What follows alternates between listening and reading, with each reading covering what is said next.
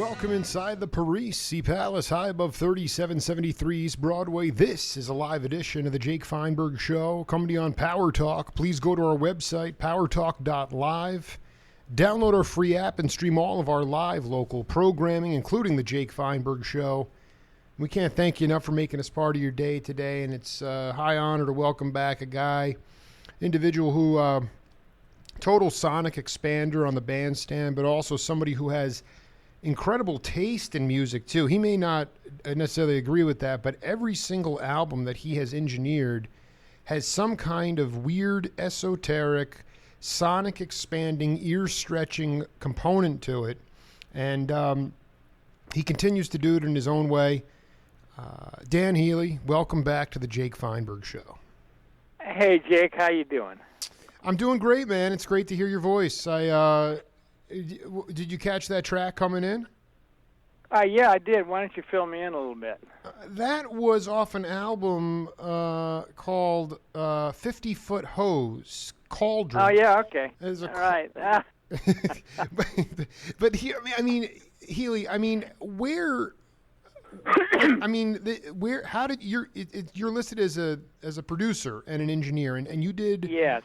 Can you talk about how you connected with these cats in this band? Because I only collect vinyl, but I tell you right now, I've listened to the whole thing on YouTube this morning. It's one of the craziest, mind-bending albums, and I don't think there was anything like it out there. I mean, Music Concrete was going on the East Coast. You know, Moondog was out there doing sounds on the streets, but can you just talk about Cauldron and how that came together? Well, there's a guy named Corky Markeski. I saw that. And his partner, David Blossom. Corky is an electronic synthesizer music freak. He was doing synthesizer music before there were synthesizers.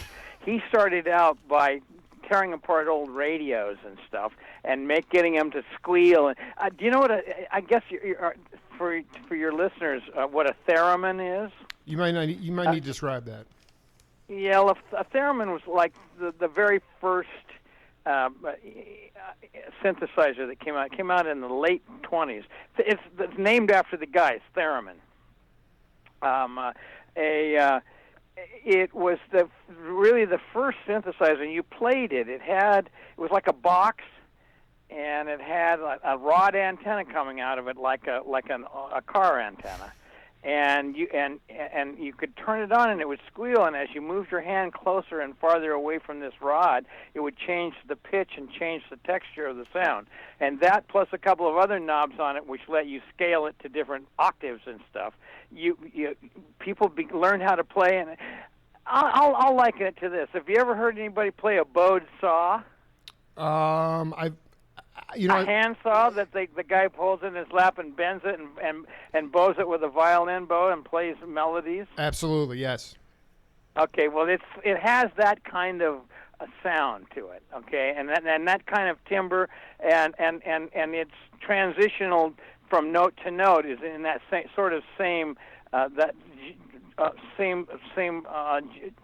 genre. I guess it's not really a good word, but the same timbers and stuff. As you bend it, it kind of continuously raises and lowers the pitch as you bend it and unbend it and stuff. So anyway, a theremin was the first electronic version of something like that, and it was the very first synthesizer. And as I say, it came out in, I think, 1927 is when the first synthesizer. It made. Okay, I'm just off this album. Dan Healy, engineer producer, 1968. How do you say his last name again? Corky Markeski. I mean, this cat, audio generator box, composer, echolet, group member, microphone, oscillator, siren, speech, speaker, speaking part, theremin. There's the theremin right there. But how did you? I'll get to that in a second. Okay. Have you ever heard of the gravity adjusters? Dude, it's Lee Charlton. Wait, hold on. The Gravity Adjusters expansion band? Yeah. Dude, It's sort of that same stuff. Lee Charlton sent me both copies on LP, vinyl, sealed. Those are the greatest. That is exactly what I'm getting for. Were you part of the Gravity Adjusters? No, I wasn't, but I was. I probably had some influence on them. How's that? Me and Mickey Hart. Mm. Mickey was the guy that turned me on to the gravity adjusters. But before that was Corky Markeski and the 50-Foot Hose and David Blossom. David Blossom, who's no longer living, was a guitar player and songwriter and a wonderful cat. And the two of them were partners. And then Nancy Blossom, David's wife, was the girl that sings on that album, 50-Foot Hose? Blues song. Yeah, on the 50-Foot Hose album. I can't sing. God Bless the Child. Oh, Billie Holiday. Yeah, I love Child. Billie Holiday as a composer on this album. Unbelievable. Yeah, well, that's Nancy Blossom singing it. Oh. And at any rate, so I signed a 1-year contract in 1967, I think it was, 68, with Mercury Records. And during that time, I produced Tracy Nelson and the Mother Earth Band. Mm-hmm. I did Sir Douglas Quintet, She's About a Mover, Mendocino, all of those songs. I did Michael Bloomfield. I did a lot of blues guys, older Chicago blues guys. I did Wayne Talbert. I did Mac Rebennack. I did that sort of whole genre of studio stuff, and those were all signed to subsidiaries of Mercury Records, like Smash Records was a subsidiary of Mercury. So anyway, so I signed a 1-year contract to produce records for them, and during that time is when Mercury Records signed Corky and David Blossom as the 50-Foot Hose to do an album, and they asked me if I would like to jump into it. And of course, being a kind of a like-minded freak myself, I said sure, let's see what we can do. So we went in and we recorded this at the Columbus Recording, which is in the Flatiron Building. And San Francisco has a Flatiron Building, like all the big cities that do, and it's on Columbus and Kearny, and it was owned by the Kingston Trio.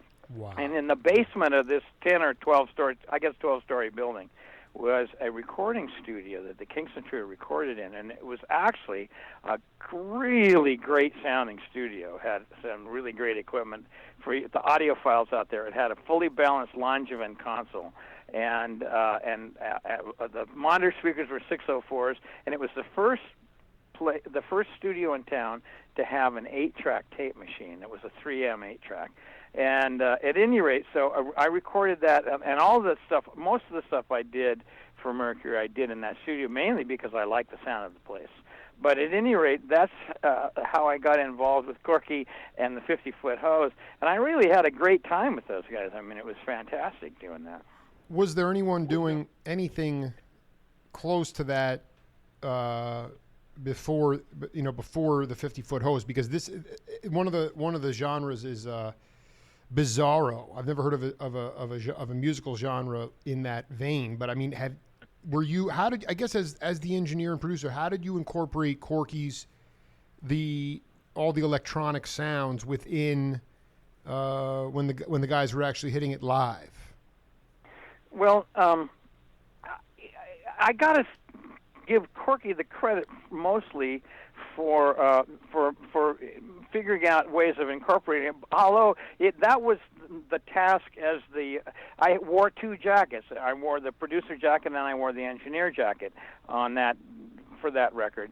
And as an engineer, I was really challenged my challenge was to figure out how to sort of make it all meld, if you will, into something that represents what it is that they were trying to say. So I was really just trying to be, as an engineer, what you really are is you're a translator, among other things, of the musician or the artist to the audience.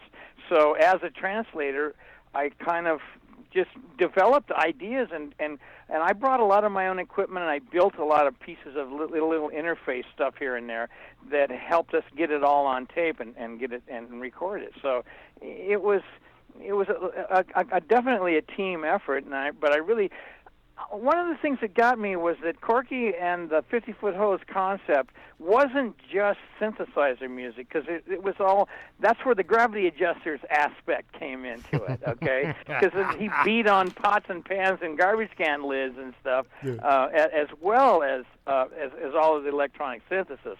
So it was a kind of a combination of all of that stuff that made it really unique and outstanding. So it was about how to record all of this stuff and sort of put it together in some kind of ensemble that at least he and I agreed was a facsimile of what it might want to be, right?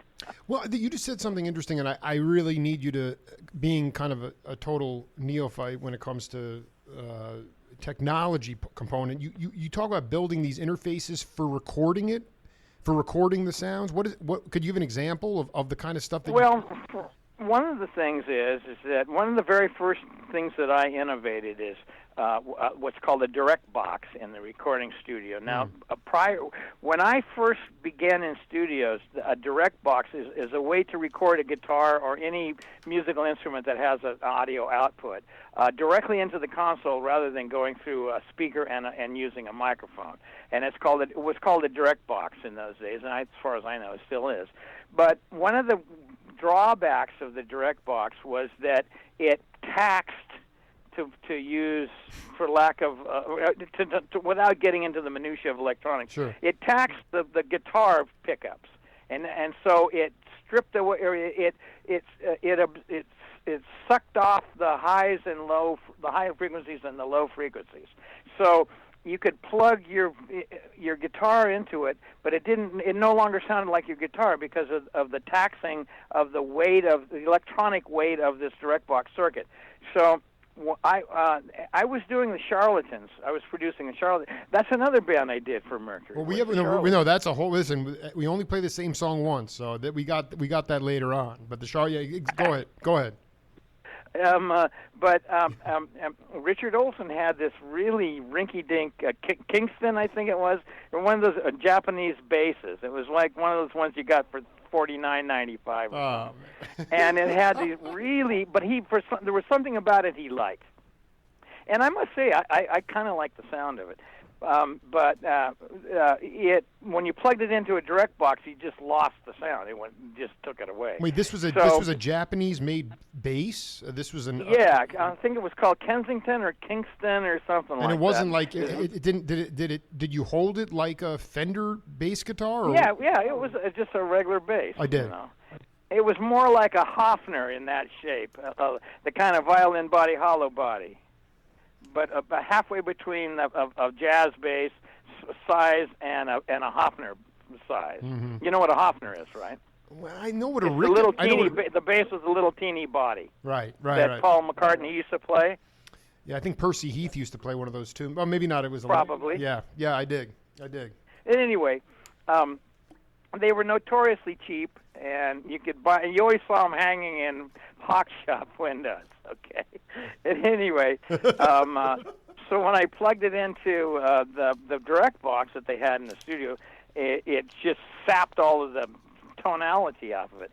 So I commissioned a guy named Carl Countryman to design me what's called a buffered direct box. And it later became the Countryman direct box, which is now world famous. But he did that for me for the Charlatans album. So that's an example of innovating something for the studio. So what it did is it made a direct box. It was like the new version of a direct box, and then it was invisible to the pickups on the guitar. So you could plug a guitar or bass into it, and not sap away the tonalities and stuff of the pickup. So it was a huge step in the right direction, and something that was needed. So anyway, I used that on the 50-foot hose, but I also did a couple of other things, because Corky would bring some hacked up half of an old radio or something that he did something to and got it to squeal and make some weird noise, and he'd want to record that.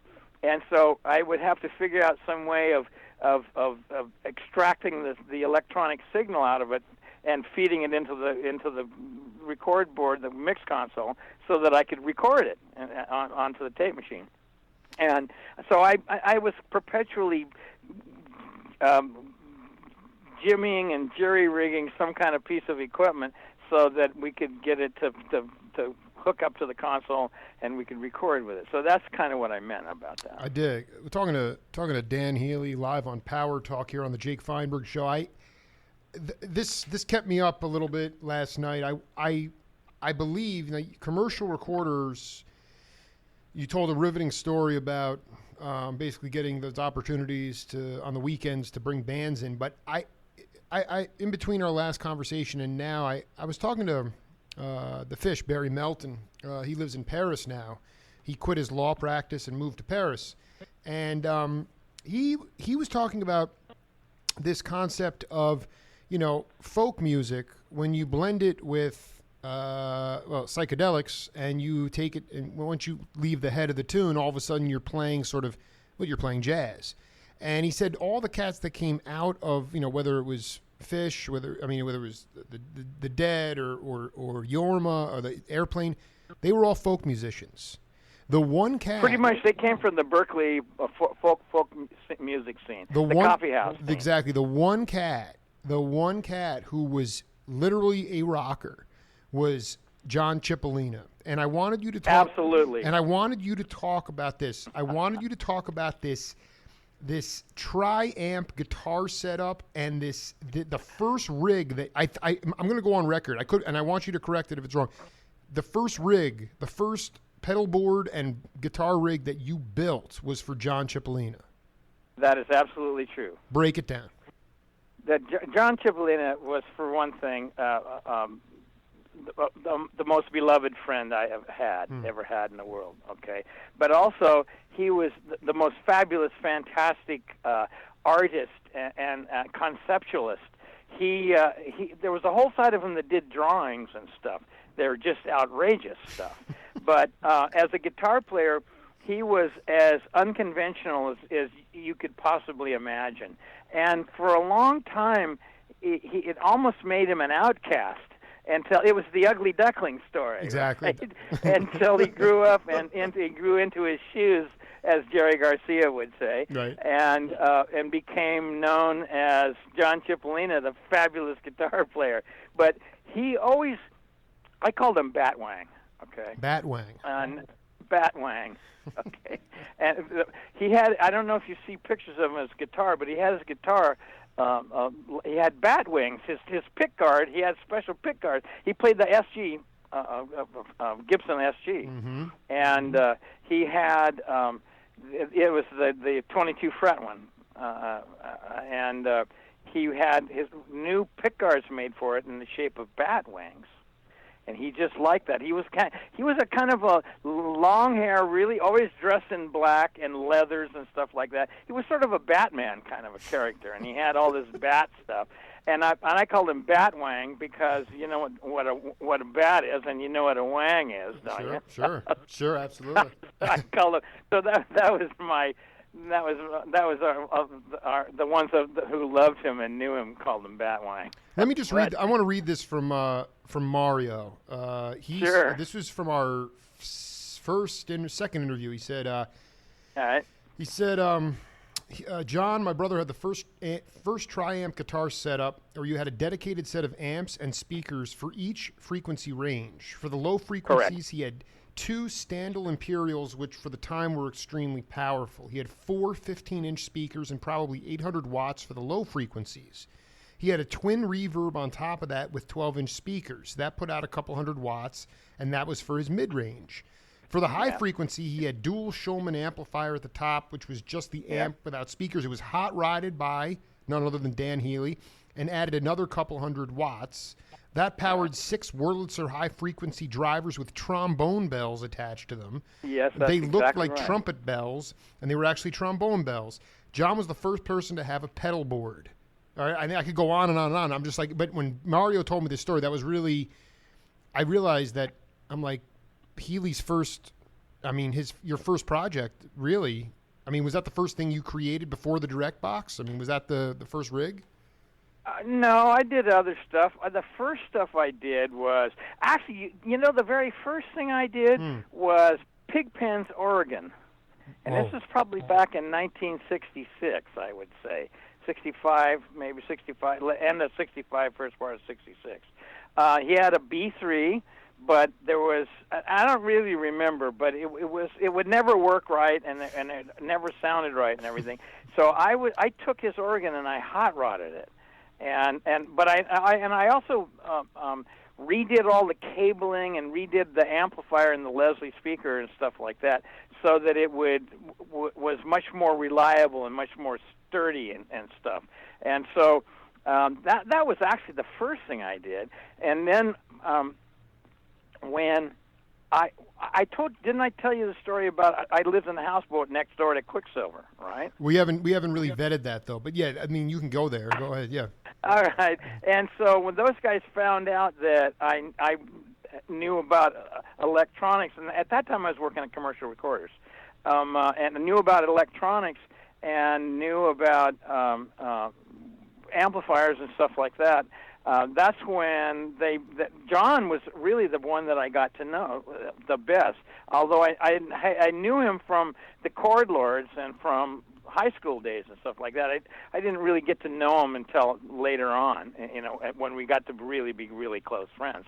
But I started out just by lending a hand and fixing, because like I said, in those days nobody had any money. So if your amp broke, you didn't have the money. I mean, if you broke a string, you could be out of luck, let alone your amp broke.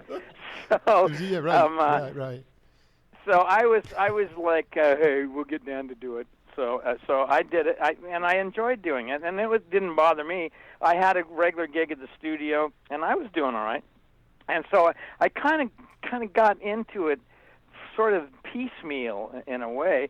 But I really got interested in doing it, and by then I was starting to get hooked on the music, and more than hooked on the music, but hooked on the concept of what everybody, just like Barry Melton was talking about, hooked on the concept of what, when we were all somehow thrown together in 1963, 64, 65, around in there, a whole bunch of us from every known walk of life showed up, and we weren't sure how we got there or why we were there, but everybody's had, at least the ones of us that were involved in making the music, had some kind of concept or music idea inside of us that we came there, we left wherever we were to go somewhere to exercise and practice our ideas, our musical ideas and our artistic ideas. And when we all kind of somehow ran into each other, we sort of gradually realized that there was something going on beyond just us individually being there, but that people shared ideas and worked to help each other cultivate and develop their dreams that they brought from home, so to speak. All right, and so when that began to happen, the music began to meld between folk music and jazz and blues and rock and stuff, and all these forms of music sort of coalesced into I guess you would call psychedelic music. Again, like Barry said, when you sprinkle it with psychedelic drugs, then what happens. Well, no, so, I want to read this because this is what it's been echoing in my head over and over. It's like you kept saying the sound we had in our heads is what we wanted to project out to the audience. And Melton, this is what Melton said. Melton, this is one of the things. He goes, psychedelics were legal in '66, and when you mix that with a little folk music, an idea of what jazz is, and you mix it with folk music, you have, in essence, an improvisational zone in rock. Okay, so there's the idea that, like, once you play a tune like My Funny Valentine, by the time you get to the middle of the song, you can't tell what it is necessarily because you've dropped the presumption of structure. You know what you're playing, which helps, but it doesn't sound like the song you begin with. And so was it like organically saying, boy, we really can't play jazz, but we can be folk, even though this is putting Cipollina aside because he was not a folk guy. But when you mix the folk music and then go into the improvisational zone, is that the music is that the sound you were hearing in your head? I'd say that was a legitimate characterization of it. I mean, I only know what I heard in my head. I don't really know what anybody else hears in their head or heard in their head. What did you hear in your head? Yeah. Except that mine, I've always been.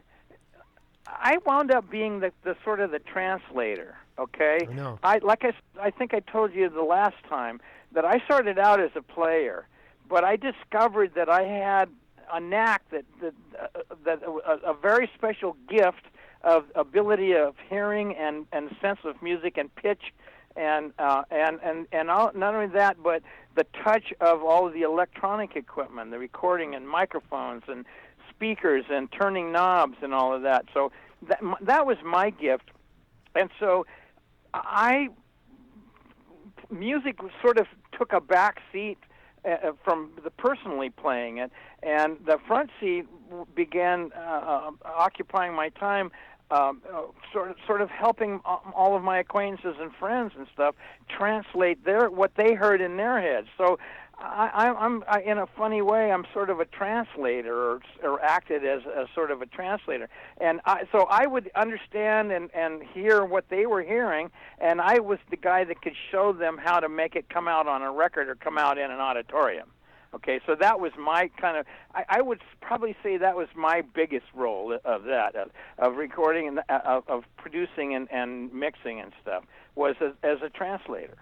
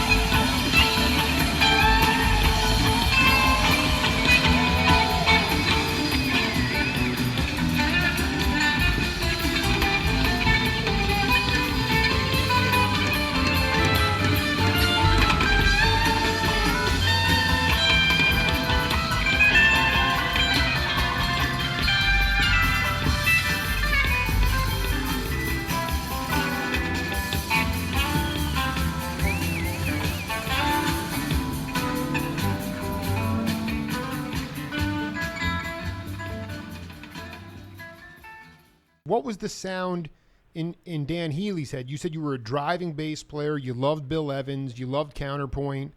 What was this? Because I mean, Melton. I mean, you know, Melton songs. They're pretty staid. I mean, you know, he was a jug band cat. You know, I mean, and then he comes up and it's like, but I know what he's getting at. And when you listen to a song like When the Dead Stretched Out and with playing in the band, once you leave the form of the song, it could be. I mean, it's a kind of a psychedelic rock tune, but once you get in 13 minutes in, it sounds like I don't know, something out of some Middle Eastern. You know, like you said, it could sound like tires rolling down the hill, or it could sound like this blazing in front. No, I didn't say tires rolling down the hill. Garbage cans rolling down flights of stairs. Or it just explodes your brain because it's so powerful and it's way beyond any kind of. Well, yeah, I'll answer that. What it is it's a fishing expedition. You could start by characterizing it as that. In essence, when you're, as you said, 13 minutes in, by then you, as you pointed out, abandoned the basic original structure, and now you're sort of fishing. Sometimes it pays off. You stumble onto a concept or an idea, or somebody will play a group of notes that will inspire you, and then you'll pick up and add to it. And sometimes it takes off and really goes somewhere, and other times it falls flat on its face because the issue wasn't to make it work every time. The issue was to get off into free space and let what develops develop.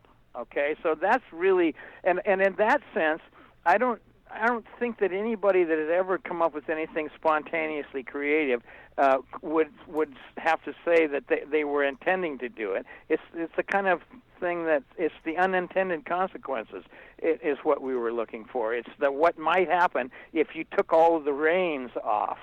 Okay, so when you get out there into that song, what you're really doing is you're taking the reins off and you're letting it run wild and run free, and see if you can capture some of it, or see if any of it inspires you, or grabs a part of you that you recognize that you can jump on and develop some ideas with. You know. No, you mentioned. I want to just go back and make sure that we get this on the record. Can you delineate between, like, I realized that eventually Quicksilver and the Dead, they lived in houses, or they lived pretty close to each other. They played cowboys and Indians together. People were shooting, having a ball. But Jerry was a bluegrass guy. What separated Cipollina from every other cat? I mean, he could play surf music. He could play rock. He was not cut from the folk cloth. So what made him? No, Carl Perkins. I can't say John's patron saint. My brain is dead right now. Guitar player. Oh man, help me out here. No, just it'll come. It's a stream of consciousness. So it was like Lowell Folsom. Lowell Folsom. No, a 50s rocker, a 50s rock and roll guitar player. It's not really my bag. Played a Dan Electro guitar. That's just not my bag. Go ahead. Yeah. I'll say it in a minute. Yeah. John was a rocker. I mean, John was the first one I know of in this whole scene to be in a band, and that was back in like early '60s. Was it the Chord Lords? He was in the Chord Lords. The Chord Lords, unbelievable. Yeah, a band called the Chord Lords. There's pictures of him floating around, and when he had a crew cut. Oh man! If you can imagine John Cipollina with a crew cut and wearing a band, in those days, do you know what band uniforms are? Of course you do. Yeah. In those days, bands, everybody in the band had the same sport coat and the same blazer. We called them blazers. You wore the same slacks, the same shoes, usually white buck shoes, and blue slacks and a light-colored blazer, usually white or cream-colored blazer or light yellow, which is a form of a sport coat. And everybody in the band dressed the same. There's pictures of the Beatles from that era, okay, all dressing the same. Anyway, absolutely. So John was in the Chord Lords, and that was the kind of band that was. And they played, well, I used to go to the Santa Venetia Armory, And then there was also a hall in Santa Venetia. Santa Venetia is a little town that's on the side of San Rafael in Marin County. And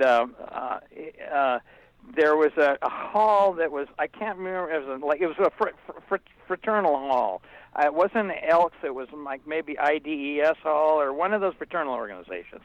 And they had gigs there.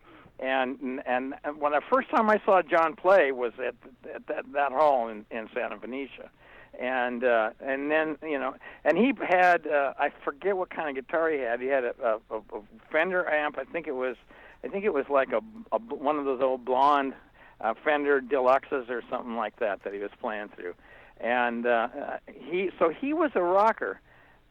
Geez, I wish I could say the name of his patron saint. All right, I'm gonna look it up for you. But he's known as a guitar player, and he played a guitar called the Dan Electro. You know what that is? It's a cheap Sears Roebuck guitar, okay, made out of masonite, and it has a characteristically incredible the sound that you hear in the Good, Bad, and the Ugly, the Clint Eastwood movie. Sure. And what's the song? Something of Gold, Ecstasy of Gold. It's the guitar sound in that song. It had its own characteristic sound, and when you hear it, you once you recognize what the sound of a Dan Electro is, you'll be able to pick it out anytime, any place you hear it. Anyway, that's the guitar. That's what John had. Was it? By the way, was his one of the influences Link Ray? That's who I'm saying. Thank you very much. Good. We're done with that. Okay, Link Ray. I apologize for being brain dead. Please, you're cooking, man. So anyway, John was unique. He was his own guy. I mean, he heard his version of it, which we used to call snakes and spiders and snakes. But that's another insider one. Garcia we used to call him Insect Fear. Insect what? Okay. Insect what? Insect fear. The music you're making is so weird it'll scare insects. No, because I mean, this is I have to believe that there was something also about Melton saying that, and this is pre-Warlocks, he said John would take it somewhat, he was so unpredictable, and he'd play a song differently every time. And I'm wondering how much influence he had on Garcia in that respect.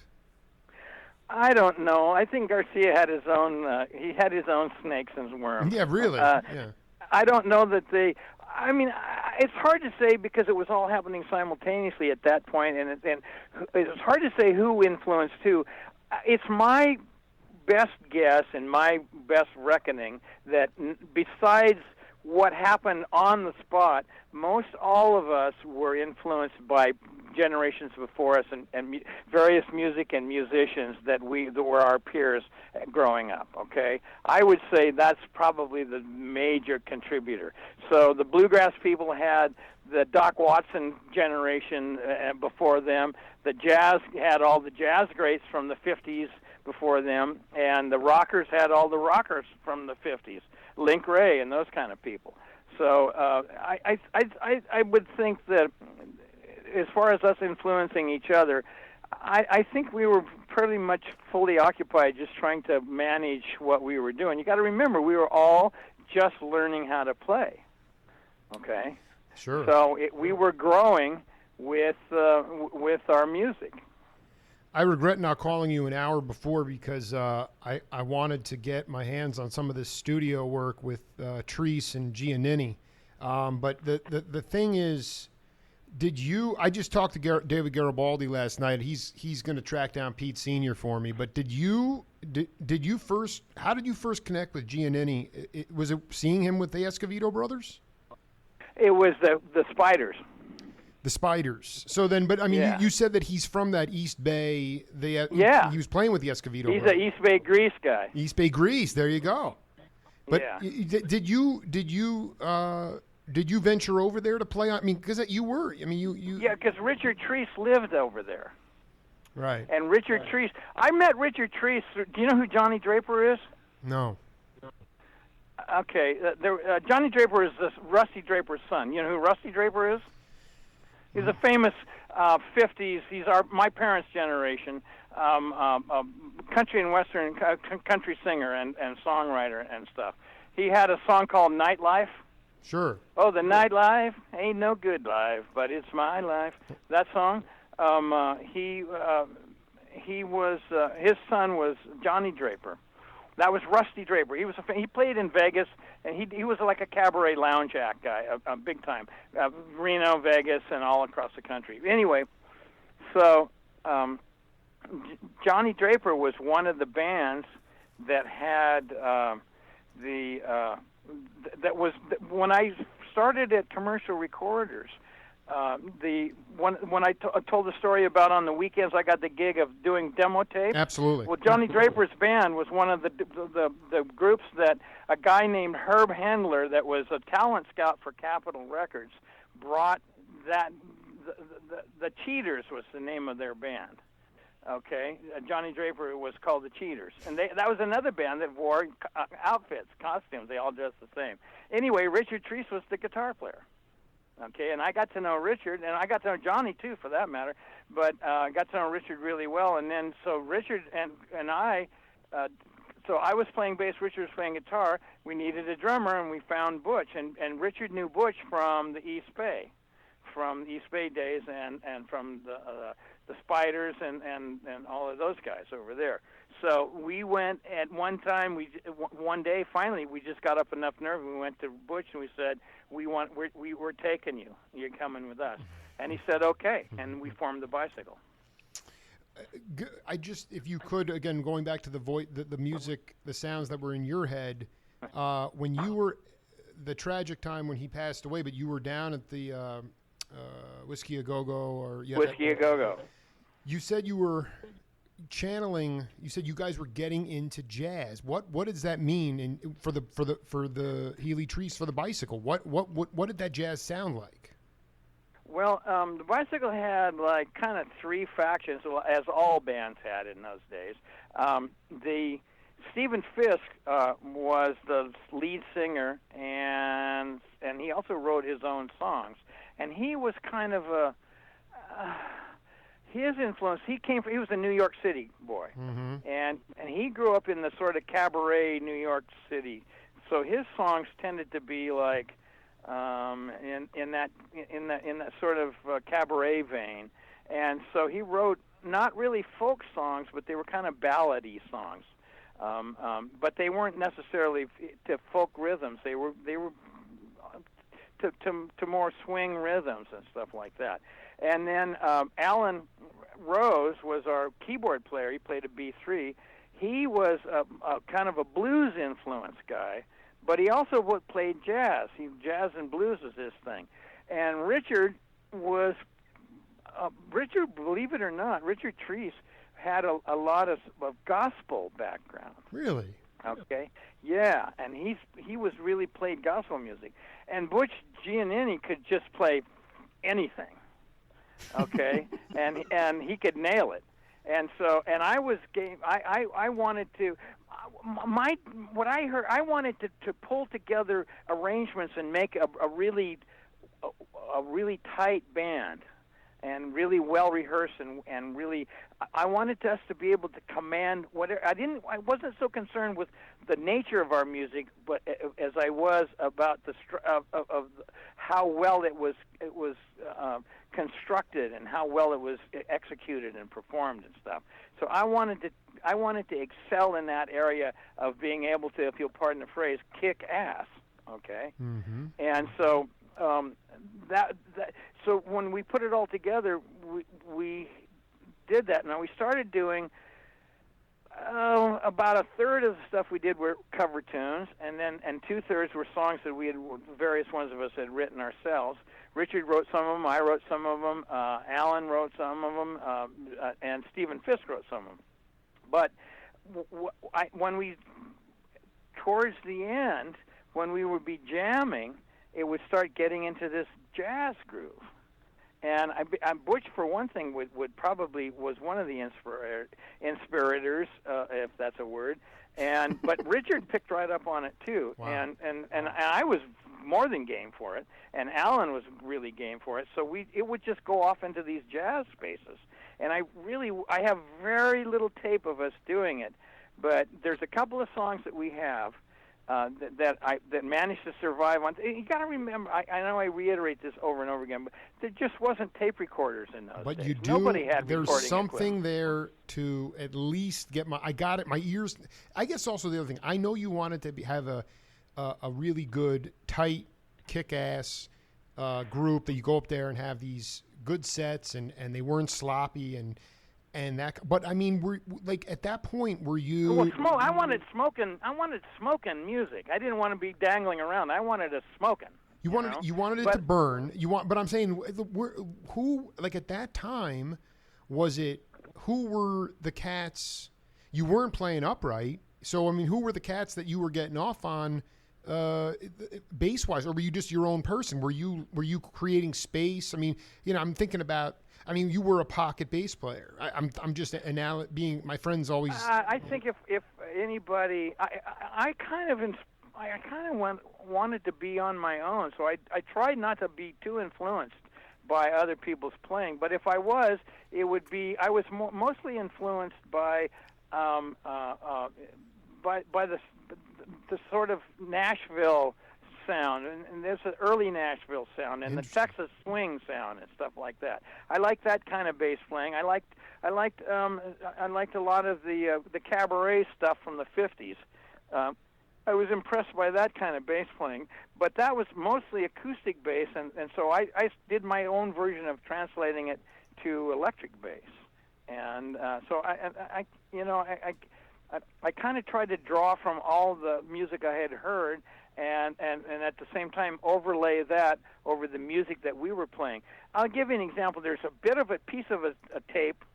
It's not complete. A bit of a piece of a tape. Yeah, I love it. Of the bicycle playing some jazz. Oh. There in those days, one of the other things that was happening was Indian music. The sitar and tabla and baya and all of those guys. The East Indian influence was there was a lot of that going around. A lot of people listened to sitar music and burnt incense in those days. Okay, so there's one called the something raga that we used to play. The 80-minute raga, Ali Akbar Khan. Yeah. Yeah, no, we've had our own version of it. It was called the something raga. Are you kidding me? And some funny name. The bicycle, bicycle jazz. Yes. Oh my God. Yeah. Oh my God. It was called. It might have been jazz raga. Jazz. And so we started with the sort of atonal drone of a sarod. You know what a sarod is? Right? Or tambora. Does the drone come from a tambora or a sarod? Both, either. Okay. Both. I dig. And then it had a jazz rhythm to it, and so we started on that, and it would go off into this jazz. So it was this like jazz Indian music, and it was really far out, So there's an example right there.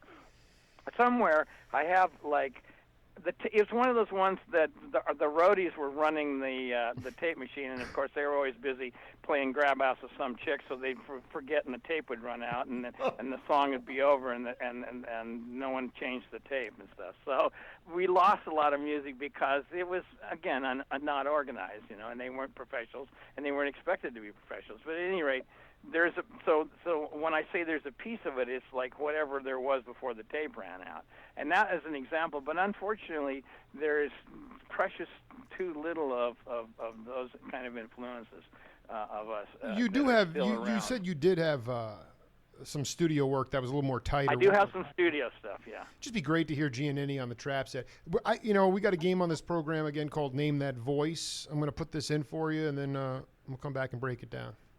All right.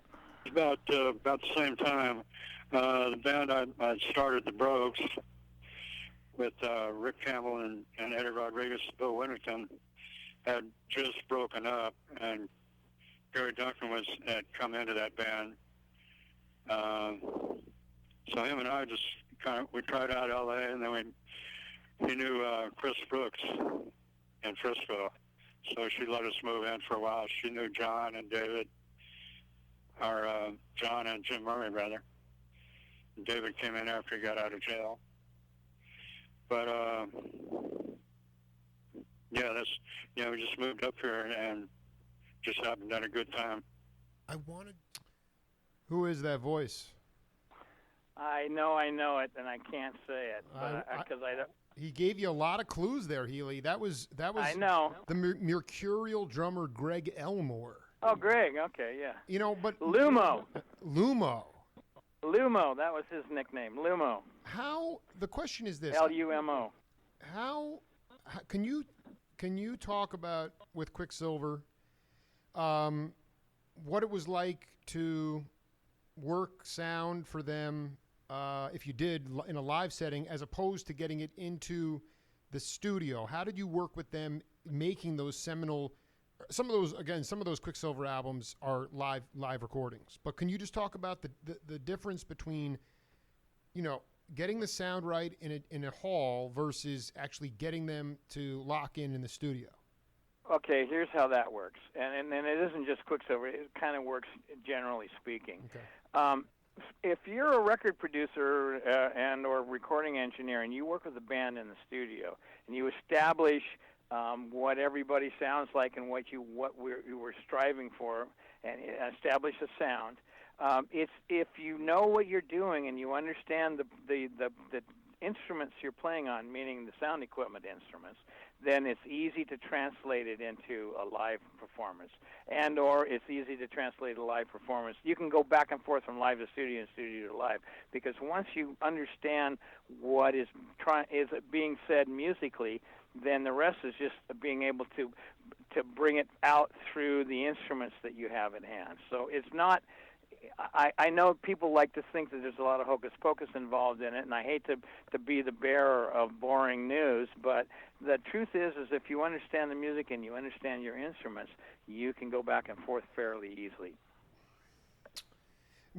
Can you talk like a particular session, at least early on, when this became a realization for you? I mean, was it something you picked up on right away? Well, it's something I understood right away. Whether or not I was able to deliver it is another story, because I, too, was learning my instruments, okay? So, and not only that, but in those days, the equipment was really crude by today's standards, and not only was it really crude, it was rapidly changing, because older technology was being abandoned in lieu of newer ideas and newer concepts. So there was a continuous shift of what you had to work with, and sometimes you would be in one place, and you would revert back to some antique equipment that you had to try to make sound good, and then the next time you'd have something fairly decent. But learning the process and learning what to expect and learning how to bring out of this equipment what it is you're trying to achieve is really the crux of what you're doing. It's the center. The center of it is understanding how to take what you're hearing and what you have agreed with all the musicians that we are collectively hearing, and see if you can make it come out and filtered through all of the piles of junk on the stage, and have the audience go, "Oh yeah, I got you," So. And that's really what you're doing, is you're again translating, and translating is a big word when you think about what all is involved in translating. It's a small word and as itself, but what it entails is a huge word. Would you set? You talk about the Dead or Quicksilver. Those guys were. I think that a lot of them thought that they kind of could do everything. So did you have to actually put them back in their place at a certain point to say, you don't, this is my job, like you just be the musician? Yeah, but I think that goes on everywhere, and that gets into the politics of it, which is, that's a whole story all by itself. But the truth is that I think really most of it is just motivated by enthusiasm, okay? People wanting to do good and wanting it to be good and wanting to strive and excel and stuff. So, there are times when I've told Jerry Garcia, you play, I mix, okay? I've told him that a number of times, and he understood that though. I never really had that problem with him. But there were times in other musicians I'll tell you what it is. It's like every other part of life. The ones that really were serious and into doing what they're doing aren't the ones that give you trouble. It's the beginners or the punks or the know-it-alls that get in your face. I mean, it's like all parts of life, you know. The real deal don't fuck with you because they know better, right? So, and I'd say that's a fair answer to it. And in the times when I would come to grips with some of them, largely had to do with enthusiasm. Okay, so just wanting it to be right, and also you got to remember that a lot of playing is very personal. And when you're in a studio and I'm on the other side of the glass and I'm yapping at you because your guitar's out of tune, or I don't like the way you're singing, or or something like that, then you have to understand that that's horrendously intimidating. So I have had to learn a serious lesson of bedside manner, so to speak, because what I want to do is get the best out, and I want to enable the musician. I don't want to intimidate the musician. I want to get them to do their best and get them to feel good about delivering their most interpersonal self. And you don't do that by ridiculing and bombarding people. You do it by coaxing them and stuff. So it's important to know that when you're producing, particularly in the studio.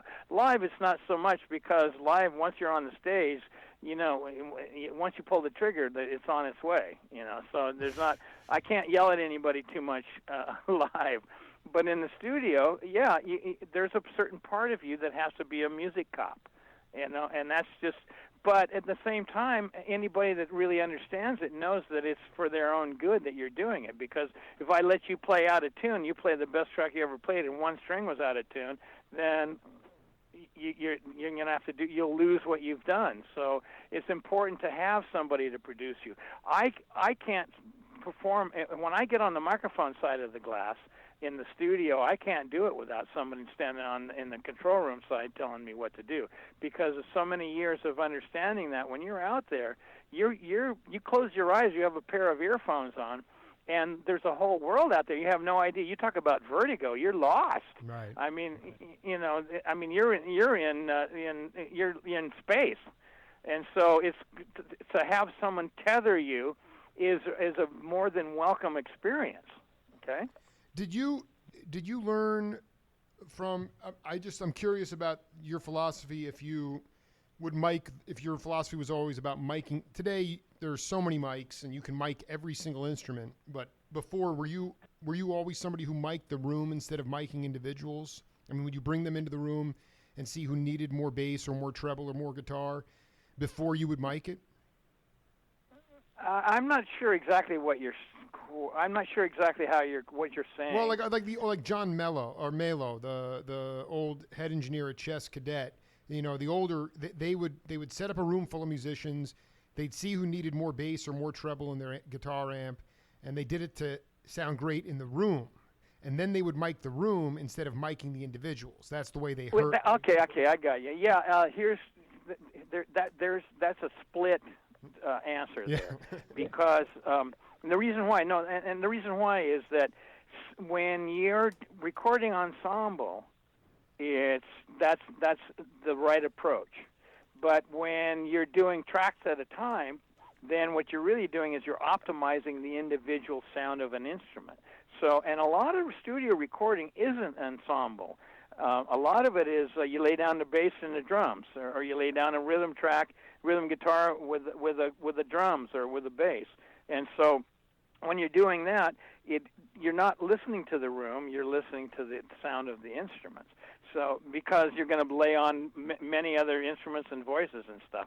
So when you're compiling it from that point of view, it doesn't really matter what the ensemble sounds like, because there really isn't an ensemble other than a synthetic one that you've created. But you do have to pay attention to that, because if you do one track at a time, then when you go to put them all together, if there's such a difference in the ambience, if you will, of the different tracks, then you go to put it together, and it's like, wait, this doesn't really fit. So becomes a portrait portrait with unblended colors and stuff. So you have to have a sort of an end picture in your mind of where you're headed with all of this when you're doing individual tracks. When you're doing an ensemble, then that adage holds true. You want the room to sound good, because the better the room sounds, the better everybody plays. Talking to Dan Healy here on the Jake Feinberg Show. I was always curious about this, actually, trying to get a definitive answer. I've not been able to actually get it. In 1982, Phil and Jerry switched sides on stage. And then soon after that, Phil came up with a 6-string bass. And I wanted to know why they switched sides on stage. Phil said he couldn't hear the drummers, but why did they switch sides on stage, and how, if anything, did that affect the way that you had to set up the mic system in the live context? I think the reason why they switched places is somebody didn't want to be by somebody else. Ew, I don't like that person. I'm kidding. Also, did Phil? Did he have a hearing loss or something? I'm trying. It didn't see at that. Well, point. we all had hearing loss, but I don't think that's really what motivated. No, I think it really had to do with on-stage ambience and where you feel that you can hear the best. Maybe he wanted to be closer to one drummer than another, or something like that, or maybe he wanted to hear it from a different aspect. That's the kind of thing you have to ask him about. Actually, the truth is that the place trading happened 3 or 4 times in the Grateful Dead, and so really, it kind of depends on what era, and it had to do really with on-stage ambience and how you feel the blend is overlaid with your intentions of how you're playing and how you want to deliver your music. So it comes down to the nuts and bolts of the practicality of making it work. All right, there really isn't any real big mystery to it. It's pretty straight. And what was the other half of your? The other thing was that in 1983 he had a 4-string bass. Obviously, that's what it is. Oh yeah, 6-string bass.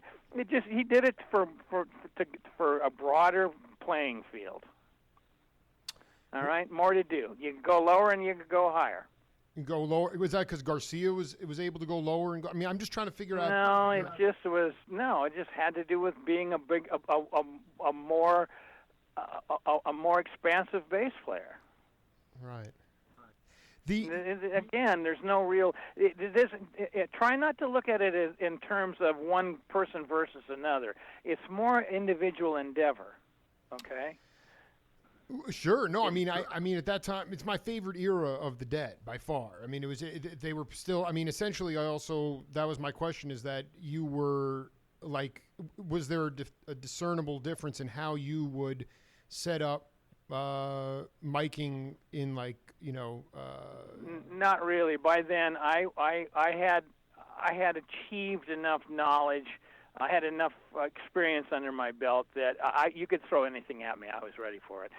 Again, this reverts back to your little proposition about the ensemble in the studio. The ensemble on the stage is probably more important than the ensemble in the studio, because, in fact, all the music takes place ensemble on stage and live. Okay, so because of that, the blend on the stage is way more vitally important than in the studio. You can always change the mix in your earphones and stuff. And on the stage, it is what it is. So there's the place where you really need to exercise the blend. And as you say, I hate to keep using the word ensemble, but it's what it is. And so when when things change on the stage, I just adapt to it. As I said, because by then you could throw any curve at me, and I would rise to the bring it back to the level of where it belongs.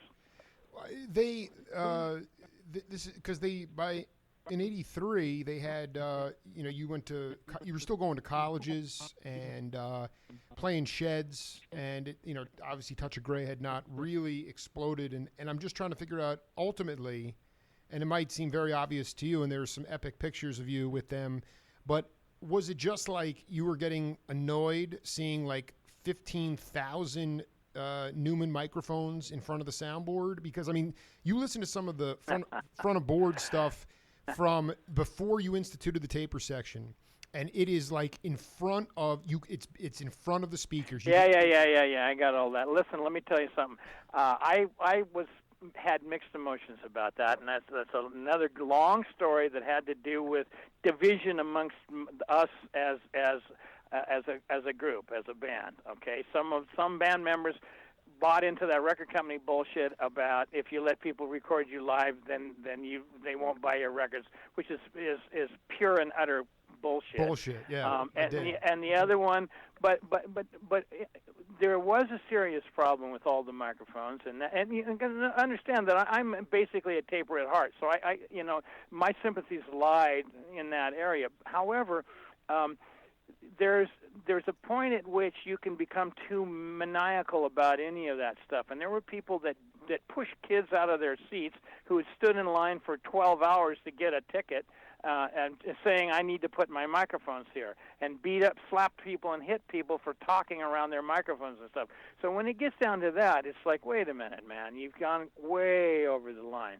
So that's when, and I was always under the pressure from some various faction, either a promoter or a band member or some whining nitwit, to end the tapers. Well, there's no way to end the tapers. We tried it for a while, and all that happened is people hid their microphones under their jackets, and the quality of the tapes sucked.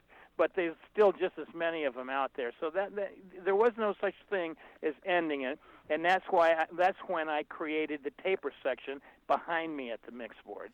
And if you were in the designated taper section, you had taper rights. If you were caught outside of that section, you had no rights, and you were subject to anything I decided to mete out. Okay? So that's the way I dealt with it, because at one point the band said to me, do something about this. You got to deal with this. And so that's what I did. I created the taper section because I knew that there was no way to stop it, and I also I did not like the tapers badgering the concert goers. So I thought that up, and that was my solution. Some people applaud me for it. Some people add that to their list of their grievances with me. So no, there are no grievances, and I think you'd be surprised, my friend. But I found these records in a tattered condition, but I've interviewed all the Vince Delgado, this jazzier plus Ali Jihad Racy with Healy. You were recording out of a church with those cats? Yeah. And so, I mean, that seems to be out of a truck, really. That seems like it would be a wholly different kind of recording experience than doing yeah, yes and no. I mean, when I recorded live, the approach that I used was not really strictly studio, but it wasn't strictly live either, because you wanted to. The goal is to be able to sort stuff out after the fact in the studio when you're mixing it down. So it would be in my best interest to get as much isolation from instrument to instrument. So that was a consideration. But at the same time, there's the whole overall sound. So I think the single most important or most significant dilemma I found myself in when I was recording live was I couldn't mix live sound and also be in the recording truck at the same time. And if the live sound wasn't good, the band didn't play well, and if the band didn't play well, then my recording efforts were wasted. So that was perpetually a problem. Then I wound up solving it by letting other people do the recording. I would set it up and establish it, and then the rest was just get it on tape. And I would go out and mix the room, because I wanted the band to sound good, and I wanted the whole thing to sound good, and the audience to light up, and the band to be able to feed back and bounce back off of the the fun that the audience is having, and that makes the magic that makes a live recording work. So it was important to have the live sound. The most important thing was to have the live sound good, and that's what I wound up discovering when I did live recording. Okay.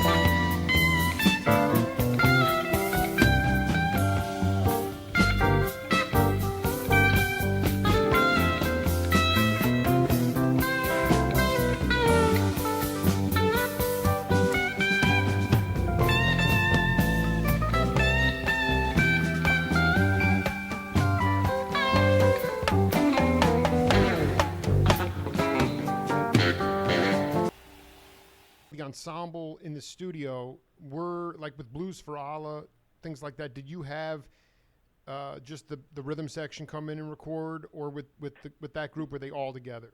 The whole band played the basic tracks, what we would call the basic tracks. So it would be drums, bass, guitars, and probably not singing. Usually we'd learn the song and just play we'd play the song, and then you'd overlay all the instruments that you want to add to it and to make the arrangement come out, and you would do all the vocals and stuff. And that way you'd have individual control over all of that stuff, and not only that, but you'd have the opportunity to do it over again. If there's too much leakage of vocal on a overhead drum mic, then you can't really sing it over again without that leakage getting in there. So you got to be mindful of all of that kind of stuff.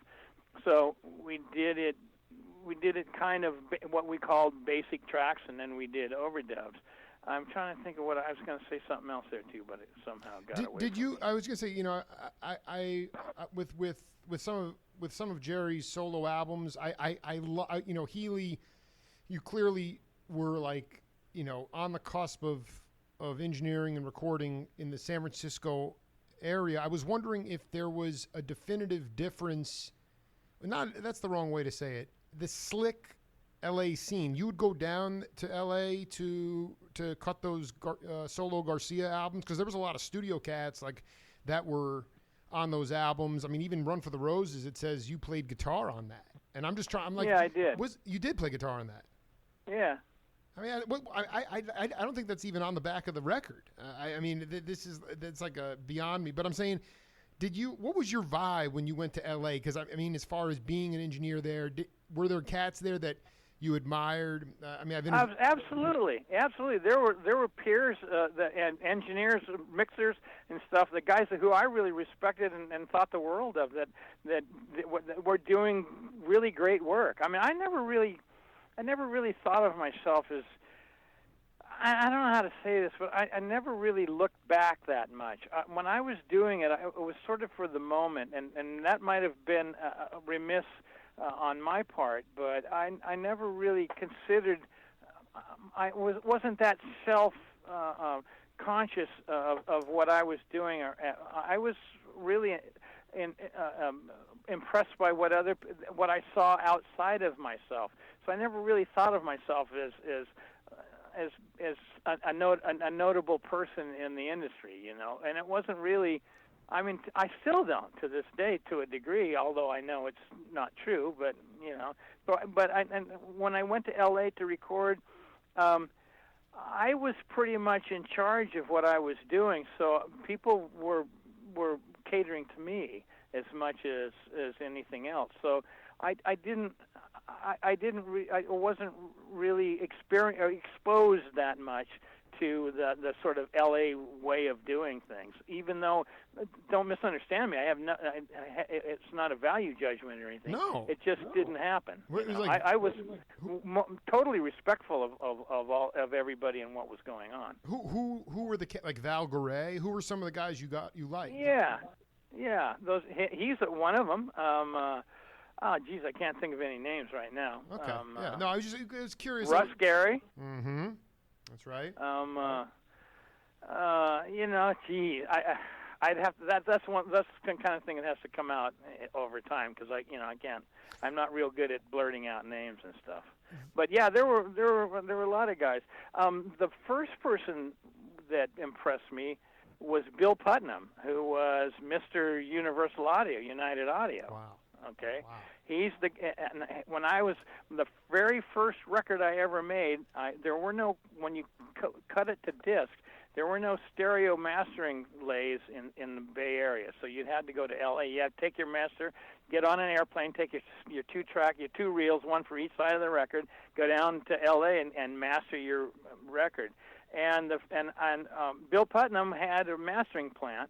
And among other things, the UA consoles and stuff. I mean, he was in my parents' generation, and he was the first older guy to really take me under his wings and say, "Here, come here, let me show you some shit."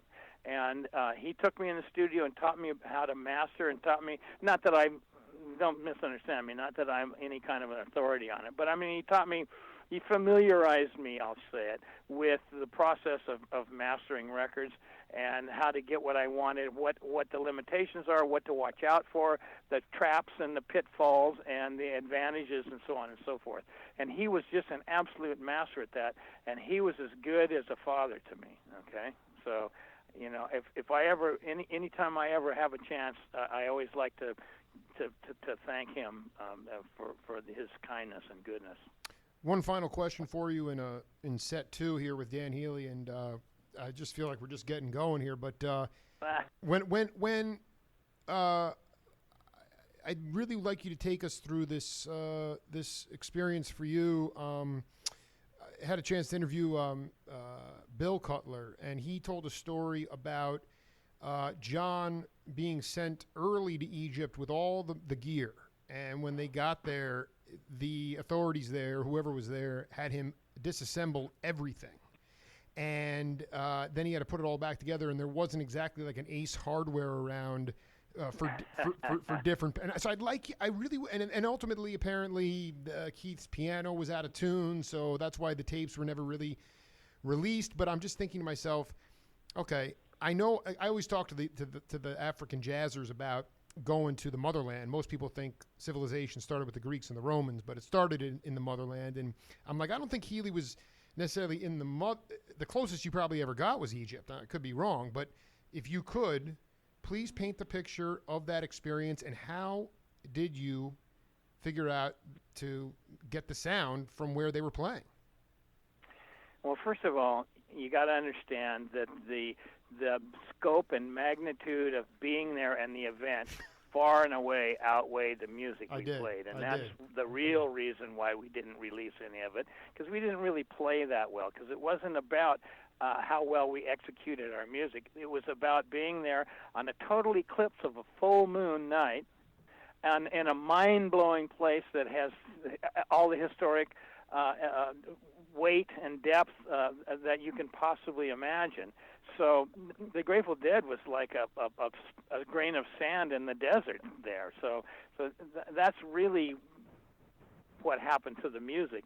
But as far as being there and as far as witnessing it and experiencing it, it was, as you say, there was no Ace Hardware, and there was very little of anything. And in fact, we probably had the only electricity that was on in Cairo from our generators for great periods of time. Cairo shuts down every day. The phones turn off, the electricity turns off, everything shuts down during facing Mecca time. And so it's really, going there is like a whole cultural experience that's unlike anything if you grow up in America or anywhere in the Western world that you would know. But so the challenge was to see if we could set all that stuff up, actually get it to work, and actually perform and pull off a gig, which we did. But it was by hook or by crook, and it was hair-raising at times, because we reckoned before we even left that if anything we needed, we would have to take with us, because you can't go and buy a flashlight battery for your flashlight there. Okay, I mean, it's really you're really on your own about that kind of stuff. So we pretty much were prepared to go to the North Pole or the South Pole, in the sense of we had all of our provisions, right? But everybody, we took a lot of people, and we went there as a kind of a cultural exchange. President and Madam Sadat came on the closing night and welcomed us and stuff. So it was a wonderful, marvelous cultural experience. More than the Grateful Dead playing. So if you sort of put that template over it, you can see that the fact that we were there and we got to play and we got to witness it, it was a treat for all of us, but it wasn't necessarily an example for all the Grateful Dead world. Okay, and it wasn't meant to be that. Did you take the trip on the Amazon with Skippy, Loren, and Garcia, or did you go into the indigenous places and record with Mickey Hard? But what did you do after? Because everybody went their separate ways. Did you record it all? I went home. And I'll tell you why. I didn't arrive at the gig until the day before the gig. Wow. Because we were finishing Shakedown Street album. That's right. And so Jerry and John Kahn and Keith and I stayed behind and finished. We had the record company was on our necks. We were under the gun to deliver the album. We were already probably 2 weeks late on it or more. And the record company has all of their they have schedules that they have to meet, and they can't just up and release a record. They have to start months ahead of time getting all the artwork together, getting all the arrangements together for the release of an album. So in other words, releasing an album is more than just putting it out. It's not like today where you can just put it online and everybody grabs it. It was a big deal. It had to do with printing record jackets and stamping out the records and stuff. So it was a big deal. And so we couldn't just blow them off. I mean, we had agreed, and our it was our part of the agreement was that we would deliver an album. So we stayed behind while everybody else went there. Some of them as much as 2 weeks ahead of time. A lot of the family people and stuff went and got this sort of vacation, because the intention of Egypt was really a vacation for all of us, okay? Wow. But the four of us had to stay back behind, and when it was over, I had to then come back and do the mastering and all of that final stuff for the Shakedown Street album, okay? So I didn't get the vacation like everybody else did. it was nose to the grindstone for me. I mean, still, Dan Healy never takes a vacation. Maybe you did. Maybe I mean, I got to tell you, you're a pal, man. And I'll during Hanukkah, I'm going to reach out to you again. Maybe we can do a little bit more, and we'll let this breathe for a while. But did you have a good time? Did you have a good time today? I did. That's fun. It's fun talking about old times and stuff like that. I enjoy being able to go over and remember stuff because a lot of really incredible things happen, and it took so much for all of this to have all transpired from 1962 up until today. All of the people and all of the equipment and all of the music and everything and all the audience. Everything that I witnessed and experienced was just incredible. I mean, it's a story that almost can't be told, except for here we are trying to. Well, here we are trying to do it, and again, it's nostalgia for you, but I make no joke. Being born in '78, never seeing Healy, never seeing the Dead. This is all a fantasy for me, and I want to make sure that younger generations understand that in order to create new vocabulary and music, this is one template to do it. So thank you for being a human being, my friend. Much love to you, man. All right, Jake, and thanks for you hanging up, sitting there listening to me rave, man. Yeah, we'll do it again. Yeah, and listen, please, I'll email you, but please, if you dig out some of that studio stuff, I'd love to hear that. I'll try to find some things and shoot it to you. Later on, Dan. Okay, bud. Bye, bud. Dan Healy in the books, number 2, trying to talk about something that really is almost indescribable, the 60s period in San Francisco, the regional sounds, and ultimately the music that came from it. We'll be back tomorrow with the Jake Feinberg Show. Until then, see you later.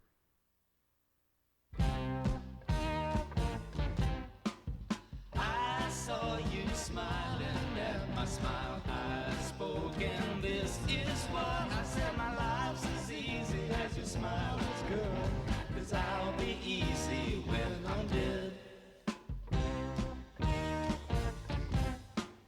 I was easy when I was a young man. I was easy in